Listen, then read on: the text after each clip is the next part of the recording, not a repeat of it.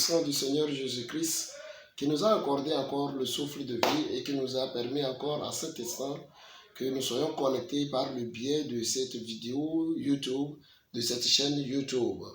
Je suis le prophète de Dieu, le révérend docteur Akari B. Raymond de l'église prophétique Emmanuel Patmos. Alors ce matin, je voudrais partager encore avec vous la parole de Dieu et je donne pour thème à cette parole de Dieu, les enfants de Dieu, nous devons vivre la parole de Dieu. Alléluia. Les enfants de Dieu, nous devons vivre la parole de Dieu. Et nous ne pouvons pas prétendre vivre la volonté de notre Père et se donner des noms comme chrétiens et ne pas vivre la parole de Dieu. Cela est très important à tout un chacun d'entre nous, dans le maximum de mesures que possible, de chercher à vivre la parole de Dieu. Pour comprendre le thème, nous allons aller dans la parole de Dieu elle-même. Nous allons lire notre premier passage dans Daniel chapitre 6 verset 1 à 5. Daniel chapitre 6 verset 1 à 5. Je lis la parole de Dieu. Darius trouva bon d'établir sur le royaume 120 satrapes qui devaient être dans tout le royaume. Il mit à leur tête 3 chefs, au nombre desquels était Daniel, afin que ces satrapes leur rendissent compte et que le roi ne souffrit aucun dommage. Daniel surpassait les chefs et les satrapes parce qu'il y avait en lui un esprit supérieur et le roi pensait à l'établir sur tout le royaume. Le verset 4 dit, « Alors les chefs et les satrapes cherchèrent une occasion d'accuser Daniel en ce qui concerne les affaires du royaume. Mais ils ne purent trouver aucune occasion ni aucune chose à reprendre parce qu'il était fidèle et qu'on n'apercevait chez lui ni faute ni rien de mauvais. » Le verset 5 dit, « Et ces hommes dirent, nous ne trouverons aucune occasion contre ce Daniel, à moins que nous n'en trouvions une dans la loi de son Dieu. » Alléluia. Le passage que je viens de vous lire dans le livre de Daniel nous parle de la vie de Daniel. Nous tous nous connaissons cette histoire de la déportation lorsque le roi Nebuchadnezzar, oué par l'Esprit de Dieu, sous la conduite de la main puissante, a pris les Juifs pour amener à Babylone. Alléluia. Parce que Dieu l'avait permis. Si Dieu ne permet pas, ton ennemi ne peut pas te vaincre. Si la main de ton ennemi te touche, c'est parce que Dieu a permis. Je suis en train de parler aux enfants de Dieu. Toute personne qui est enfant de Dieu et qui dit qu'un malheur l'est arrivé, si Dieu ne permet pas, le malheur ne peut pas t'arriver. Parce que notre Dieu est le Dieu tout-puissant. Et c'est le Dieu qui nous aime de tout son cœur. Et c'est le Dieu qui est avec nous. Il ne va pas et revient comme dans l'Ancien Testament. Mais dans le Nouveau Testament, il est avec nous. Il est dans notre cœur par son Esprit Saint. Comment quelqu'un pourra nous vaincre? Comment le plan de l'ennemi pourra réussir contre nous? Jamais. Le plan de l'ennemi ne pourra jamais réussir contre nous tant que nous sommes avec Dieu. Comprenez cela à l'exemple de Job. À l'exemple de Job. Satan n'arrivait jamais à toucher Job parce que Dieu lui protégeait. Et Satan même a confessé parce que tu avais fait une clôture tout autour de lui. C'est comme ça cela se présente quand nous croyons en Dieu, quand nous croyons en son Fils Jésus-Christ. Dieu fait une clôture de protection tout autour de nous. Et cette clôture est en feu. C'est en feu. À tel point que l'ennemi ne peut pas s'approcher de nous. L'ennemi ne peut pas nous toucher. Alléluia. Donc, Dieu a permis à Nebuchadnezzar et à son armée d'amener les Juifs à Babylone. Et quand ils sont arrivés, la grâce de Dieu était avec 3 des fils des Israélites. Et ça fait que ceux-ci étaient dans la cour royale. Et au jour le jour que les rois passaient, on les élevait toujours.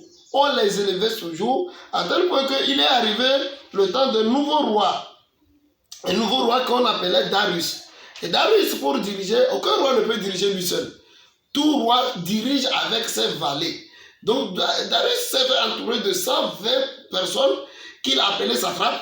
Et parmi ces 120 personnes, il choisit 3 personnes qui vont diriger les 120 satrapes et qui vont mener des rapports. Et sur les 3, il veut choisir encore un qui va diriger tous.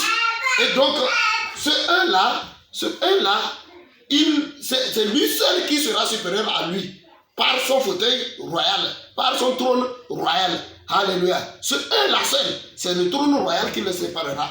Alléluia. Et il pensait justement que le un-là devrait être Daniel, parce que Daniel avait un esprit supérieur, lui-même il a confessé, qu'il avait l'esprit de Dieu en lui. Il avait un esprit qui était supérieur aux autres. Alléluia. Il avait un esprit supérieur. Ce qui fait qu'on ne trouva aucune chose à accuser Daniel dedans. Il n'y avait pas de faute, il n'y avait pas de fraude, rien. On ne pouvait pas accuser Daniel d'avoir commis ceci ou cela. Bien-aimé dans le Seigneur, qu'est-ce qui était la force de Daniel? La force de Daniel était la parole de Dieu qu'il tenait. La force de Daniel était la parole de Dieu qu'il mangeait. La force de Daniel était parce qu'il vivait la parole de Dieu. Je veux dire donc à un chrétien ce matin, je veux parler donc à un enfant de Dieu ce matin. Si vous vivez la parole de Dieu, on ne trouvera aucune occasion de vous accuser. Si vous vivez la parole de Dieu, on ne trouvera aucune faute sur vous. Si vous vivez la parole de Dieu, vous serez supérieur à vos ennemis. Si vous vivez la parole de Dieu, vous êtes fidèle à Dieu. Dieu est avec vous. Vous irez d'élévation en élévation. D'élévation en élévation. Je voudrais que nous voyions comment Daniel vivait cette parole de Dieu. Quand nous retournons encore dans le même livre de Daniel, chapitre 1, le verset 8 et 9, que dit la parole de Dieu?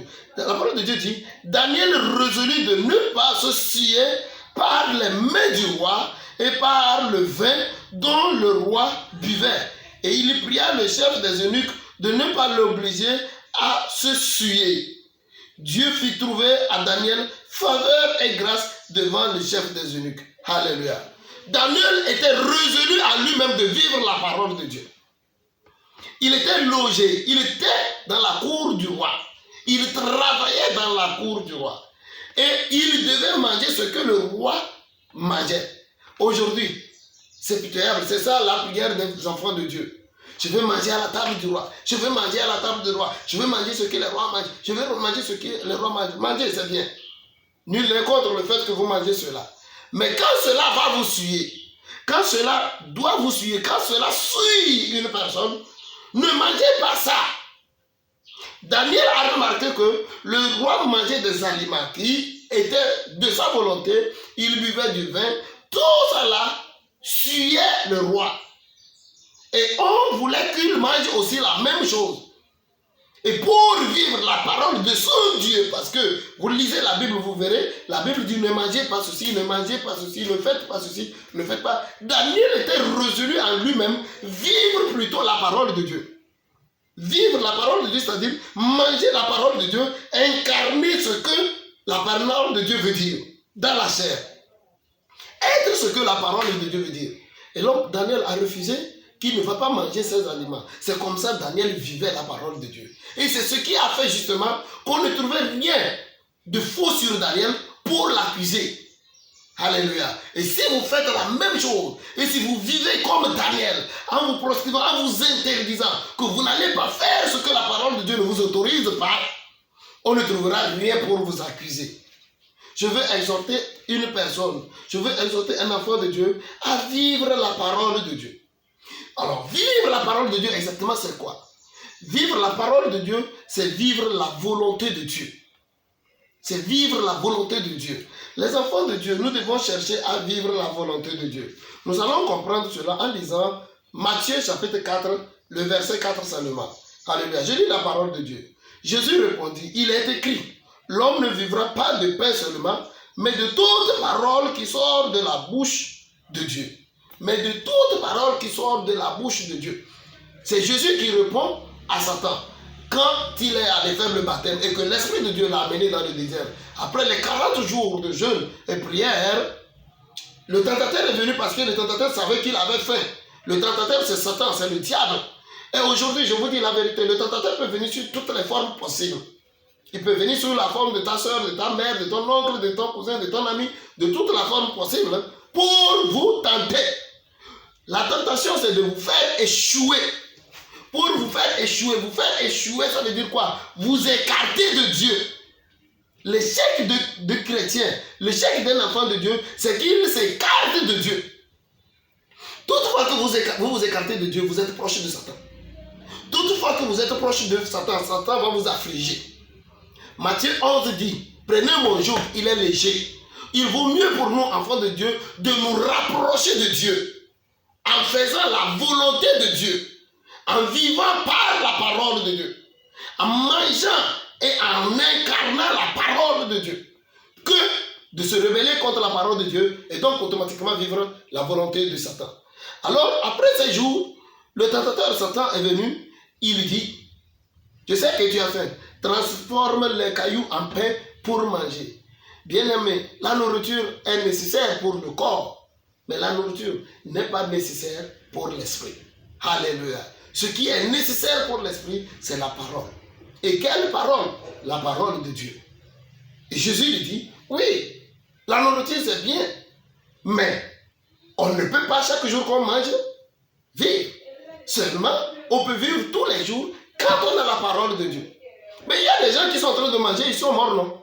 Ils sont en train de manger, ils ont eu le hoquet, ou bien ils ont avalé de travers, et ils sont morts, en pleine nourriture.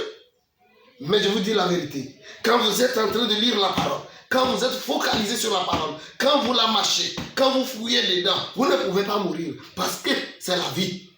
Quand vous êtes dans la parole de Dieu, vous êtes dans la vie. On ne meurt pas quand on est dans la vie. Alléluia.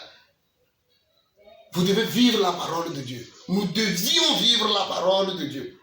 Alléluia. Donc, dans Jean chapitre 4, verset 31, Jean chapitre 4, verset 31 à 34, Jésus dit qu'il faut qu'il fasse la volonté du Père. Je lis la parole de Dieu. Pendant ce temps, les disciples le pressaient de manger, disant, Rabbi, mange. Mais il leur dit, j'ai à manger une nourriture que vous ne connaissez pas. Les disciples se disaient, donc, les uns les autres, quelqu'un lui aurait-il apporté à manger? Jésus leur dit, ma nourriture est de faire la volonté de celui qui m'a envoyé et d'accomplir son œuvre. Alléluia. Jésus trouve que faire la volonté de celui qui l'a envoyé est plus important que de manger ce que les disciples avaient amené. Faire la volonté de qui? De Dieu le Père qui l'a envoyé. Comment il fait cette volonté? Il fait ce que dit la parole. C'est là, je vous dis, vivre la parole de Dieu. Il fait ce que dit la parole. Qu'est-ce que la parole lui a dit quand il venait? La parole a exigé de lui qu'il transmette son amour au monde, qu'il sauve le monde, qu'il délivre le monde. Et cette délivrance ne se fait qu'en connaissant la vérité. Et cette vérité, c'est ce qu'il était en train de faire avec la femme samaritaine. Il transmettait les vérités de Dieu à la femme samaritaine. Et il trouvait que c'est ça sa nourriture. Et réellement, c'est ça la nourriture spirituelle. Et cela est plus important que la nourriture corporelle. Bien-aimés dans le Seigneur, Jésus dit qu'il faut que j'ai à manger une nourriture que vous ne connaissez pas. Il compare donc la nourriture, la parole de Dieu, à la nourriture que les disciples, il dit, vous ne connaissez pas. Aujourd'hui, toi et moi, nous avons la grâce de lire ces passages et nous connaissons donc la nourriture que Jésus mangeait. Et en toute honnêteté, quand nous lisons la parole de Dieu comme ceci, nous n'avons plus fait. Nous n'avons plus fait. Quand nous la lisons comme ceci, nous n'avons plus fait. Comment est-ce qu'il faut faire cela? Comment est-ce qu'il faut lire la parole de Dieu? Nous allons retourner dans Josué, chapitre 1, le verset 8, pour comprendre comment Dieu voudrait que nous fassions cela. Il dit que ce livre de la loi ne s'éloigne point de ta bouche. Médite-le jour et nuit pour agir fidèlement selon tout ce qui est écrit. Car c'est alors que tu auras du succès dans tes entreprises. C'est alors que tu réussiras. Tout le monde veut avoir du succès. Le succès, selon les hommes, c'est d'aller à un niveau bas, à un niveau élevé. Le succès, c'est le sentiment de se suffire, d'être à l'aise, d'avoir tout ce dont on a besoin. Alors il dit, pour atteindre ce niveau de succès, pour réussir, c'est-à-dire surpasser les épreuves, réussir fait allusion aux épreuves que nous rencontrons dans nos vies. Le succès fait allusion à l'étape croissance. Donc il dit pour avoir du succès et la réussite, que le livre de la loi là ne s'éloigne point de toi. Que la parole de Dieu ne s'éloigne point de toi. Lis-le nuit et jour, médite-le. Il ne suffit pas seulement de lire, mais de se poser la question de savoir ce que je suis en train de lire là. Qu'est-ce que cela veut dire? Qu'est-ce que Dieu voulait dire à Josué? Qu'est-ce que Dieu lui transmettait? Il dit, médite-le jour et nuit. Comment on médite? Comment on médite? Je réfléchis, je veux comprendre. Chaque jour, je le fais. De la même la nuit, je le fais également. Je veux comprendre davantage. Je veux comprendre davantage. Y a-t-il quelque chose de caché qui est ici que Dieu ne m'a pas dit, que je ne comprends pas en même temps? Dieu, je veux le savoir. Dis-le-moi, Saint-Esprit. Révèle-le-moi. Dieu dit à Josué, c'est alors, c'est-à-dire en faisant cela et en agissant, c'est là où il faut vivre la parole de Dieu. Et en agissant fidèlement, c'est parce que Daniel était fidèle à la parole de Dieu qu'il allait de niveau élevé en niveau le plus élevé, que personne ne trouvait rien à le reprendre. Je viens ce matin par cet audio, cette vidéo, vous exhorter à méditer la parole de Dieu tous les jours, le jour comme les nuits, à vivre la parole de Dieu. Quand vous remarquez, quand vous comprenez, quand vous recevez la révélation de ce que Dieu veut faire, si vous obéissez à quelque chose, vous vous lancez dans cette obéissance. Vous aurez du succès. Vous ne pourrez jamais échouer. Et notre si vous obéissez, c'est Jésus-Christ. Alléluia. Voilà pourquoi Jésus dira dans Matthieu 28. Matthieu 28, verset 19 à 20. Je vous lis la parole de Dieu. Allez, faites de toutes les nations des disciples, les baptisant au nom du Père, du Fils et du Saint-Esprit, et enseignez-les à observer tout ce que je vous ai prescrit. Et voici, je suis avec vous tous les jours jusqu'à la fin du monde. Il dit, et enseignez-les. Comment vous enseignez ça, la parole? Comment vous enseignez ça, votre document? Et le document par lequel vous pouvez enseigner, c'est la Bible. Prenez la Bible et ce que Dieu vous a révélé, et ce que Dieu vous a dit la nuit, le jour, quand vous étiez en train dans sa parole, quand vous mangez sa parole, quand vous cherchez à vivre sa parole, enseignez cela aux autres. Il dit enseignez-le. Et c'est en les enseignant, ils comprennent et ils vivent selon cela, ils deviennent des disciples. Alléluia. Et la bénédiction qui accompagne cela, c'est que quand cela est ainsi, que nous entendons et nous vivons cela, Dieu marche avec nous. Jésus-Christ est toujours avec nous. Jésus-Christ, c'est le Tout-Puissant. Tout pouvoir lui est remis. Quand il est avec nous, nous ne pouvons pas souffrir, nous ne pouvons pas manquer, nous ne pouvons pas être malheureux. Quand il est avec nous, nous sommes heureux. Vous êtes bénis en écoutant cet audio au nom puissant de Jésus-Christ. Nous allons prier. La première requête que tu vas faire, la première requête que nous allons faire, vous et moi, c'est de prier contre l'esprit de paresse. Bien aimé, il est très facile à toute personne de s'asseoir 10 heures pour commérer. Mais il est difficile aux gens de s'asseoir 1 heure pour méditer la parole de Dieu. Pourquoi? Parce que l'esprit de paresse l'emporte sur eux. C'est pourquoi je voudrais, bien aimé dans le Seigneur Jésus-Christ, que nous prions contre l'esprit de paresse. Prie contre l'esprit de paresse. Dieu dit à Josué, ne sois pas paresseux, que ce soit le jour, que ce soit la nuit, lis, médite, cherche à comprendre cette parole et tu seras heureux. Je prie pour toi au nom puissant de Jésus-Christ, que l'esprit de paresse qui domine sur toi sort au nom de Jésus-Christ. À partir de cet instant, sois zélé à écouter la parole de Dieu, sois zélé à lire la parole de Dieu, sois conduit par l'esprit de Dieu à lire la parole de Dieu au nom puissant de Jésus-Christ de Nazareth. La deuxième requête que nous allons faire, nous allons prier pour aimer Dieu. Aimer Dieu. Quand on aime Dieu, on se rapproche de Dieu. Et Dieu, c'est le nom de Jésus-Christ. Et le nom de Jésus-Christ est dans ce livre, est dans la parole de Dieu. Donc si on aime Dieu, on se rapproche de lui. Et ce qu'il nous donne, on le donne à ses enfants. Donc nous allons prier à aimer davantage Dieu. Quand un homme aime une femme, il est souvent avec elle. Il est très régulièrement avec elle. Il peut même laisser son travail pour être avec elle. Si nous aimons Dieu, nous allons chercher à faire comme Daniel. Quand bien même on a interdit à Daniel de prier, de s'approcher de la parole de Dieu, d'adorer autre chose que ce que le roi Darius a instauré, Daniel trouvait des occasions. 3 fois dans la journée, dit la parole de Dieu, 3 fois dans la journée, Daniel pouvait se connecter avec Dieu. Daniel pouvait se rapprocher avec Dieu. C'est comme un homme qui va au travail très loin. Mais il fait tout et tout. 3 fois dans la journée, il se rapproche de sa femme. Il vient vers sa femme, il retourne au service, il vient vers sa femme, il retourne au service. On l'avait interdit, mais il n'avait pas. Il dit non, vous ne pouvez pas me séparer de mon Dieu. Il a pris tous les risques parce qu'il aimait Dieu et il voulait se rapprocher davantage de Dieu. Nous allons prier que cela soit notre cas.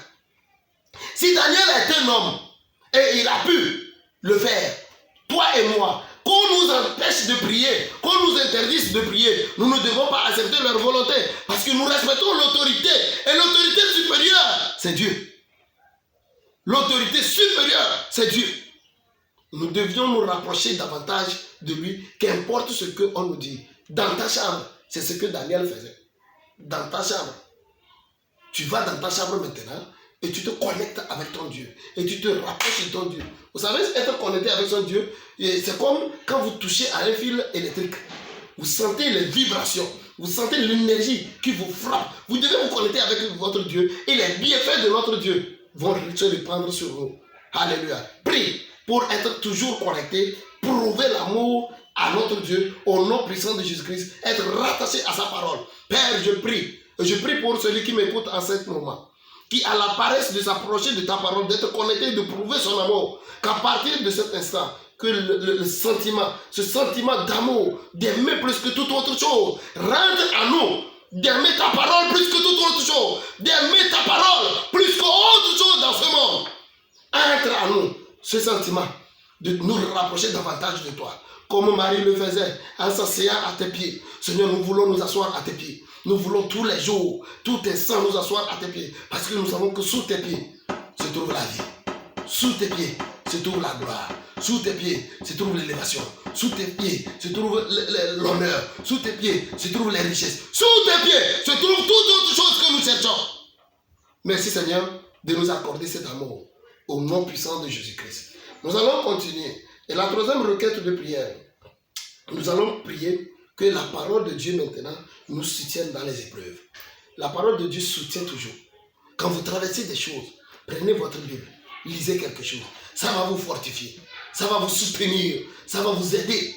Bien-aimé dans le Seigneur, prie que toute parole de Dieu que tu lis, partout où tu es, que cela te fortifie. Tu es allé à une audience, tu es dans la salle d'entente, tu es allé pour se faire coiffer, tu es allé pour se faire tresser et que tu dois t'asseoir, attendre ton tour. Prends la parole de Dieu, connecte-toi avec Dieu. Alléluia, connecte-toi avec Dieu. Nous allons prier donc que quoi? Que cette parole de Dieu nous soutienne dans les épreuves. Dans ce monde, que nous le voulions ou pas, nous sommes dans des épreuves. Le monde là, Satan se fait roi dans ce monde.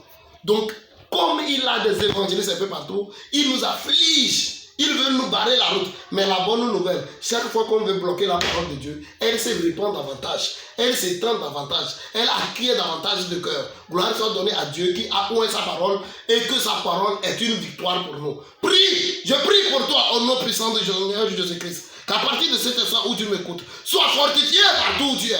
Qu'importe les épreuves que tu traverses, sois fortifié dans le nom de Jésus-Christ. Que ta vie change et que tu sois heureux. Qu'il en soit ainsi. Au nom puissant de Jésus-Christ de Nazareth. Amen. Nous allons prier également pour la compréhension de la parole de Dieu. Quand la Bible déclare que quand nous comprenons la parole de Dieu, nous avions la guérison. Reçois la compréhension de la parole de Dieu. Je prie pour toi chaque fois que tu prendras ta Bible pour lire la parole de Dieu. Et la compréhension divine. Que le Saint-Esprit même te donne la compréhension. Et qu'à partir de là, tout ce qui est maladie dans ta vie, que tu reçoives ta guérison. La guérison financière, la guérison sanitaire, la guérison sécuritaire, la guérison dans tout domaine, au nom puissant de Jésus-Christ. Et tout ce qui est dans ta maison soit en bonne santé à cause de la parole, au nom puissant de Jésus-Christ. Amen. Selon qu'il est écrit dans le psaume 107, le verset 20, il envoya sa parole pour les guérir, les faire sortir de la fosse. Selon cette parole, je déclare, sors de la fosse. reçois ta guérison immédiatement. Reçois ta guérison tout à l'heure. Reçois ta guérison au nom puissant de Jésus-Christ. Partout où tu as mal, je proclame sur toi que la maladie est rayée de ta vie. Je prends autorité en tant qu'enfant de Dieu, en tant que prophète de Dieu. Je commande à la maladie de sortir de ta vie au nom de Jésus-Christ. Sors au nom de Jésus-Christ. À partir de cet instant, tu es guéri. Tu t'es libéré. Ta place n'est plus sur le lit. Mais va et glorifie le nom du Seigneur Jésus-Christ. Au nom puissant de Jésus-Christ. Tu as la victoire sur tes ennemis. Selon qu'il est écrit dans 1 Jean chapitre 4 verset 4. Ne les craignez pas, petits enfants, parce que vous les avez vaincus. À cause de celui qui est avec nous. Je déclare que tu es vainqueur sur tes ennemis. Tes ennemis, c'est ceux qui t'empêchent d'être connecté avec la parole de Dieu. Tes ennemis, c'est ceux qui veulent t'éloigner de la vie. Tes ennemis, c'est ceux qui veulent t'éloigner de la bonne nourriture. De la nourriture éternelle qui ne périt pas. Je déclare, parce que celui qui est avec toi, celui qui est avec nous est plus puissant que celui qui est avec eux. Nous sommes vainqueurs sur leur plan. Que tout leur plan échoue au nom puissant de Jésus-Christ. Que tout leur plan échoue au nom puissant de Jésus-Christ. Bien-aimé dans le Seigneur, permets-moi de te dire ceci. Même dans ta douche, même sur le WC, sois connecté avec la parole de Dieu. Sois connecté avec ton Dieu. Même si on t'empêche, qu'on ne veut pas t'entendre parler de Dieu, parle de Dieu à toi-même. Parle de Dieu à ta femme, à tes enfants. Parle de Dieu. Tu n'es pas forcé de crier, mais partage la parole. Et tu es vainqueur au nom de Jésus-Christ. Et selon qu'il est écrit dans Romains chapitre 10, verset 8 à 11, je lis la parole de Dieu pour déclarer quelque chose sur toi. Il dit, dans ta bouche et dans ton cœur. Or, c'est la parole de la foi que nous prêchons. Si tu confesses de ta bouche le Seigneur Jésus, et si tu crois dans ton cœur que Dieu l'a ressuscité des morts, tu seras sauvé. Car c'est en croyant du cœur qu'on parvient à la justice, et c'est en confessant de la bouche qu'on parvient au salut. Selon ce que dit l'Écriture, quiconque croit en lui ne sera point confus. Je déclare que la confusion sorte de nos vies, sort de ta vie, au nom puissant de Jésus-Christ. Tu as la parole de la foi. Crois en elle, et c'est fini. Crois en elle. Confesse-la. Partage-la avec qui tu peux. Partage-la avec qui tu peux. Et tu seras sauvé. Bien-aimés dans le Seigneur, quand vous avez des problèmes, parlez de Dieu, parlez de Jésus-Christ à vos camarades. Le problème est résolu en soi-même. Que Dieu vous bénisse. Que le Seigneur exauce vos prières. Et qu'à partir de cet instant, un nouveau commencement commence dans votre vie. Soyez nés de nouveau. Rapprochez-vous davantage de la parole de Dieu. Plus que toute autre chose. Pas d'un homme de Dieu pour sa vie personnelle, mais de la parole de Dieu, mais d'un homme de Dieu pour la parole de Dieu. Ainsi, vous êtes sauvés. Ainsi, vous êtes guéris. Ainsi, vous êtes bénis. Ainsi, vous allez d'élévation en élévation. Ainsi, les mains de vos ennemis sont liées. Ainsi, la bouche de votre ennemi est fermée. Ainsi, vous êtes au-dessus de votre ennemi. Reçois mes bénédictions et demeure attaché à Christ, la parole de Dieu. Au nom de Jésus-Christ, je m'appelle le prophète de Dieu, le docteur Akari B. Raymond. Je suis accessible sur 90 01 33 39 ou sur 98 73 53 00. Vos soutiens seront les bienvenus. Demeurez bénis au nom puissant de Jésus-Christ. Vous écouterez désormais cet audio chaque fois au nom de Jésus-Christ. Amen.